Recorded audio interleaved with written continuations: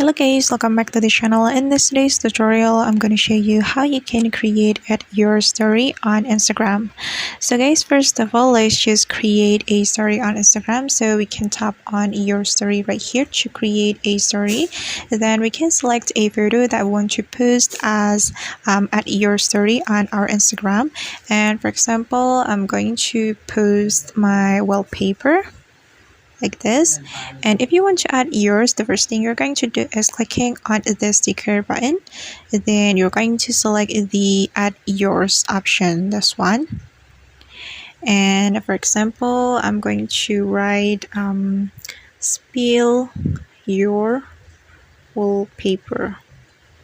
Okay, and after that, we can place this add yours to the part of the story that we want. We can drag it like this. We can also zoom in or zoom out.